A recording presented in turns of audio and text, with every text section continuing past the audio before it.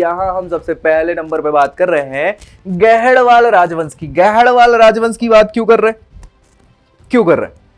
क्योंकि भाई कन्नौज के लिए लड़ाई हो रही थी ना, तीन पक्षों में युद्ध कन्नौज के लिए हो रहा था और कन्नौज पे फिर नया शासन जो आया इनके बाद वो कौन आया? गहड़वाल आया। इसीलिए सबसे पहले हम गहड़वाल पढ़ेंगे, ठीक है।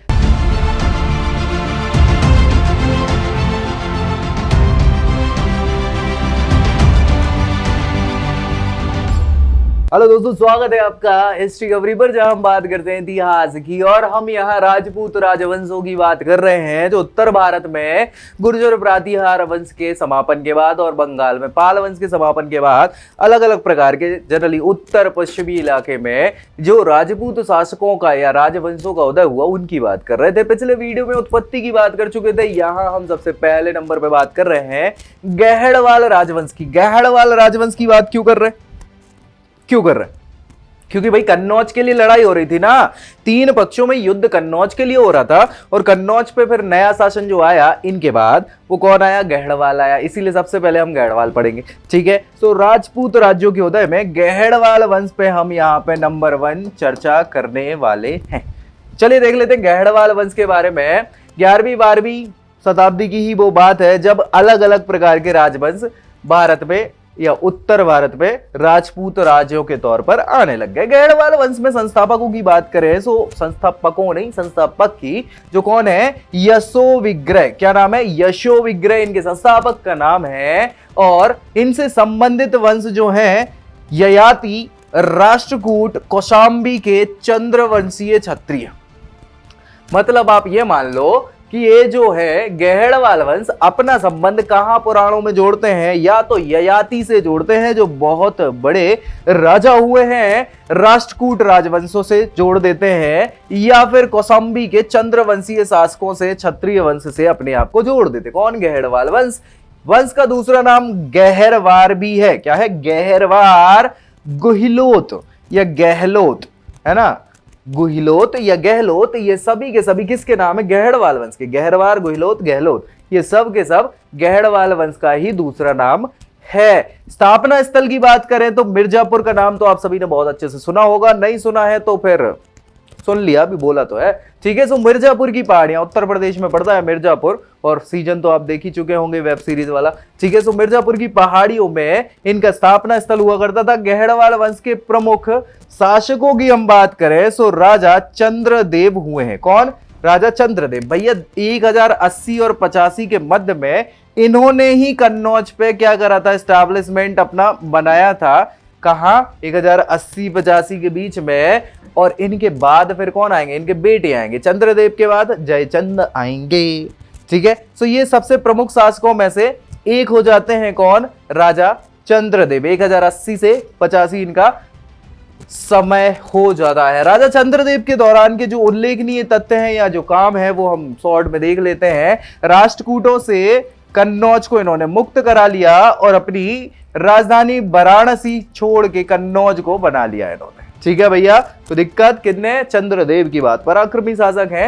राष्ट्रकूट जो दक्षिण भारत के लोग थे उनसे तो सबसे पहले कन्नौज को आजाद कराया और बनारस से अपनी राजधानी कन्नौज शिफ्ट कर ली। राष्ट्रकूट वंशीय सामंत गोपाल वही तो थे यहाँ पे, उनको पराजित कर दिया भैया, ठीक है। उनको पराजित करने के बाद संपूर्ण उत्तर प्रदेश पर अपना आधिपत्य जमा लिया। किसने जमा लिया? गहड़वाल वंश के राजा चंद्रदेव ने। साथ ही साथ गहड़वाल शासक चंद्रदेव के विषय में चंद्रावती अभिलेख में वर्णन मिलता है। कौन से अभिलेख में? चंद्रावती अभिलेख में वर्णन मिलता है। क्या मिलता है? कि भाई भैया काशी, कन्नौज, अयोध्या, इंद्रप्रस्थ जैसे धार्मिक स्थलों का संरक्षक हुआ करता था। क्या हुआ करता था? संरक्षक, बचाने वाला व्यक्ति। साथ ही साथ जीर्णोद्धार और हर प्रकार के सारे काम मंदिरों से या धार्मिक स्थल जितने हैं उनके लिए पूरी सहायता करने वाला व्यक्ति कौन था? राजा चंद्रदेव हुआ कर रहा था। राजा चंद्रदेव शांति व्यवस्था का भी संरक्षक हुआ करता था, ठीक है। शांति बनाए रखने का पुरजोर प्रयास कर रहा है। नहीं बन रही तो बात अलग है, फिर की मार कुटाई करेंगे जब तक जरूरत ना हो, नहीं तो भैया शांति चल रहे तो कोई समस्या नहीं, ठीक है। चलिए इसके बाद हम बात करें दूसरा शासक जो है वो हो जाएगा कौन? मदनपाल। कौन? मदनपाल भैया। शक्तिशाली शासन की हम बात कर रहे हैं। मदनपाल द्वारा क्या क्या काम किए गए, उल्लेखनीय तत्व वगैरह सारी चीजें यहाँ पे। मदनपाल हैं दूसरे उल्लेखनीय शासक बसही और सारनाथ। क्या? बसही और सारनाथ अभिलेखों में इनका वर्णन मिलता है। किसका? मदनपाल के बारे में। तुर्कों के साथ संघर्ष भी इन्होंने करा हुआ है भाई। 1104 से 1114 उस समय तक तुर्क आक्रमणकारी आने की कोशिश कर रहे थे, भारत में आ नहीं पाया हालांकि, लेकिन तुर्क आक्रमणकारियों ने उसे बंदी बना लिया। किसने? किसे बंदी बना लिया? मदनपाल को। तुर्क वालों ने बंदी बना लिया। ठीक है, मदनपाल सर्वाधिक निर्बल शासक हुआ कर रहा था। कौन? मदनपाल। मदनपाल का पुत्र जो है वो है गोविंद चंद। भैया ये गोविंद चंद बहुत ही इंपॉर्टेंट शासक हैं यहाँ गैड़वाल वंश के। इनका शासनकाल आप देखेंगे तो 1114 से 1154 का, मतलब 40 सालों तक शासन करा हुआ है। और ये अग्रिम शासक होंगे। आगे के शासक जो है गोविंद चंद की बात करें तो ये सर्वाधिक शक्तिशाली शासक सिद्ध हो जाते हैं। क्यों हो जाते हैं? क्योंकि इन्होंने मगध हो गया, मालवा हो गया, उड़ीसा, कलिंग, कश्मीर, गुजरात, इन सारी जगहों पर क्या कर लिया? अपना आधिपत्य कर लिया था। आधिपत्य मतलब अपने अधीन कर ली ये सारी जगह, ये सारे राज्य। तो भाई सबसे सर्वाधिक शक्तिशाली व्यक्ति कौन हो गया? गोविंद चंद ही हो गया। उसने चोल राजाओं से मित्रता भी करी थी। चोल मतलब दक्षिण का सर्वाधिक, उस समय का सबसे पराक्रमी और शक्तिशाली साम्राज्य था चोल साम्राज्य। उनके शासकों से दोस्ती कर ली तो और क्या चाहिए, फिर लड़ाई उनसे तो होगी नहीं। ठीक है, तुर्की आक्रमणकारियों को जो थे वो सिंध पर ही रोक दिया। सिंध पर, सिंध मतलब समझ रहे हो, पाकिस्तान में ही रोक दिया। उसके संधि विग्रह की अधिकारी होता है, पदाधिकारी, जिसका नाम क्या है? लक्ष्मीधर। लक्ष्मीधर ने कृत्य कल्पतरु की रचना भी इसी काल में करी। इसी काल मतलब इनके ही काल में करी हुई है। क्या? कृत्य कल्पतरु, ये रचना है उनकी। किसकी? लक्ष्मीधर की। चलिए, रानी कुमारा देवी के सारनाथ अभिलेख में बनारस वासियों को तुर्की आतताइयों मतलब आक्रमणकारियों या आक्रांताओं से बचाने के कारण उसे हरि का अवतार भी कहा गया है। किसको? अरे भैया किसको? तो इन्हीं महोदय को, गोविंद चंद को। चलिए, इसके बाद बात करें तो विजय चंद्र आएंगे। भैया विजय चंद्र आएंगे 1054 से 1070 ईस्वी इनका शासनकाल रहेगा इनके उत्तराधिकारी के तौर पर। और विजय चंद की अगर बात करें तो उन्होंने मगध पर विजय प्राप्त कर ली थी। मगध पर विजय प्राप्त करी। और चौहान शासक भी इसी समय आ गए थे, बिल्कुल अजमेर के आसपास, है ना। तो चौहान शासक विशल देव द्वारा ये पराजित हो जाते हैं। कौन?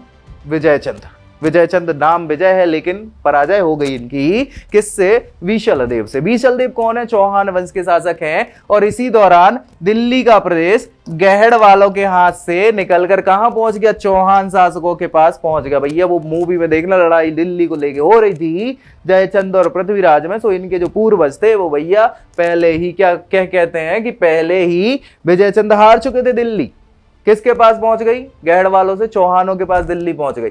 ठीक है, इनका उत्तराधिकारी अब कौन है? विजयपाल का जयचंद। सो जयचंद ही वो व्यक्ति है। कौन? ये दूसरा जयचंद है, अभी चर्चा करेंगे। 1154 से 1170 ईस्वी क्या है? ये यहां पे आपके उत्तराधिकारी हो जाएंगे। जयचंद का शासनकाल, गहड़वाल वंश का अंतिम महान शासक इसको माना जाता है। दिल्ली के अजमेर जो चौहान थे ना, उनके साथ बहुत ही शत्रुता की बात कर ली जयचंद ने। हमें पता ही है संयोगिता वाला कांड। ठीक है, जयचंद के निमंत्रण पर गौरी ने पृथ्वीराज पर आक्रमण कर दिया। जयचंद ने निमंत्रण दिया था भैया। और इसी के फलस्वरूप तराइन के युद्ध में किसकी हार हो गई? पृथ्वीराज की। कौन से वाले? दूसरे युद्ध में, है ना। 1192 एडी का जो दूसरा युद्ध था तराइन का, उसमें हार हो जाती है पृथ्वीराज की। पहले वाले में तो गौरी की हार होती है। ठीक है, 1194 में चंदावर का युद्ध उनसे ही कर लिया गौरी ने। किससे? भाई जयचंद से। और इनको मार डाला। सो यही खत्म हो गए भाई साहब। 1194 में कोई दिक्कत किसी को भी किसी भी प्रकार से। चलिए, इसके बाद खत्म हो जाने का है और क्या, चर्चा कर लेते हैं क्या क्या है। नैषधीय चरितम, क्या नाम है? नैषधीय चरितम। इसके रचनाकार श्री हर्ष हैं। जयचंद के वो दरबारी कवि हुआ करते थे। ये श्री हर्ष का नाम हमेशा याद रखना, बहुत इंपॉर्टेंट व्यक्ति विशेष हैं। ये विद्वान हैं। किसके दरबार के हैं? जयचंद के दरबार के हैं। खंडन खाद्य उनका ही ग्रंथ है, किसका? श्रीहर्ष का। आख्यानों के अनुसार जयचंद्र की पुत्री जो है संयोगिता का अपहरण किसने कर लिया था? पृथ्वीराज तृतीय, वही पृथ्वीराज जिनकी हम बात करते हैं, उन्होंने कर लिया था। और देवगिरी के यादव जो थे, गुजरात के सोलंकी जो थे, तुर्कों के हराने पर विजय की खुशी में उसने राजसूय यज्ञ भी किया था। किसने? जयचंद्र ने। इन सबको हराने का, गुजरात के सोलंकी, और देवगिरी के यादवों, तुर्कों को हराने की खुशी में राजसूय यज्ञ किया था। ठीक है। 1225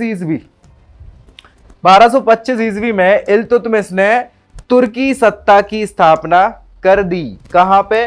कन्नौज के आसपास वाले में, और गहड़वाल वंश का अंत कर दिया। समझ में आ गई? आई कि नहीं आई? सो गहड़वाल वंश की शुरुआत के बाद फिर क्या? खात्मा। सो शुरुआत कहां से मानी है हमने? शुरुआत मानी है यशो विग्रह से। ठीक है। यशो विग्रह की अगर हम बात करें तो कब हो जाएंगे वो? 1080 के आसपास, 1080 के पहले की बात कर लो बल्कि। ठीक है। सो विग्रह, उसके बाद फिर अंतिम कौन हो जाएंगे? जयचंद शक्तिशाली। फाइनली खत्म कब हो जाएंगे ये? 1225 एडी में। 1225 एडी में इल्तुतमिश का दिल्ली पे सल्तनत पे कब्जा पूर्णतः होना चालू हो जाता है। ठीक है। सो गढ़वाल वंश ही खत्म कर देते हैं। तो ज्यादा नहीं चल पाया ये, मान लीजिए आप, एक प्रकार से लगभग 150 सालों के आसपास इसका शासन रहा। गढ़वाल वंश का कहा? उत्तर प्रदेश के आसपास। कन्नौज इनकी राजधानी हुआ कर रही थी।